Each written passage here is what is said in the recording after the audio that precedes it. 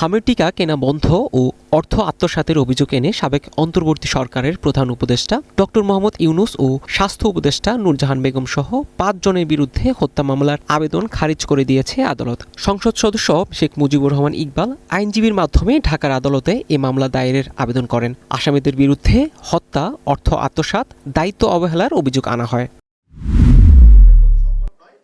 Colonel ইউনিভার্সিটির ILR global labour ইনস্টিটিউটের গবেষণা অনুযায়ী কার্যকর তাপ সহনশীলতা ও জলবায়ু অভিযোজন ব্যবস্থা গ্রহণ না করা হলে ২০৩০ সালের মধ্যে বাংলাদেশ সহ আঞ্চলিক তৈরি পোশাক খাতে প্রায় $৬৫ বিলিয়ন রপ্তানি আয় ক্ষতি হতে পারে। একই সঙ্গে ঝুঁকিতে পড়তে পারে প্রায় ১০ লাখ কর্মসংস্থান। বিশ্ব পরিবেশ দিবস উপলক্ষে জাতীয় প্রেস ক্লাবে আয়োজিত এক গোল টেবিল আলোচনায় এমন উদ্বেগজনক তথ্য তুলে ধরেন বক্তারা।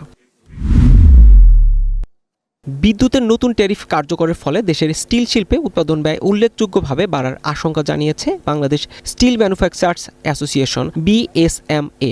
জাতীয় প্রেস ক্লাবে আয়োজিত সংবাদ সম্মেলনে সংগঠনটির সভাপতি মোহাম্মদ জাহাঙ্গীর আলম বলেন, শুধুমাত্র বিদ্যুতের নতুন ট্যারিফের কারণে প্রতি মেট্রিক টন স্টিল উৎপাদনে ব্যয় প্রায় ১,৭৮৫ টাকা বৃদ্ধি পাবে। টাঙ্গাইলে ভোক্তা অধিকার অধিদপ্তরের অভিযানে ৩ প্রতিষ্ঠানে ৩০,০০০ টাকা জরিমানা করা হয়েছে।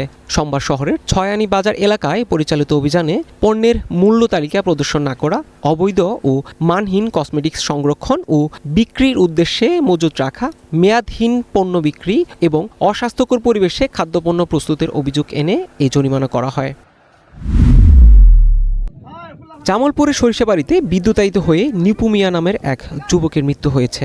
সোমবার উপজেলার কামরাবাদ ইউনিয়নের বীর বড়বাড়িয়া গামার বিলে মুজিবুর রহমানের সেচ পাম্প এলাকা থেকে ওই যুবকের মরদেহ উদ্ধার করা হয়। গভীর রাতে নিপু মিয়া তার চুরি করতে যায় বলে অভিযোগ রয়েছে।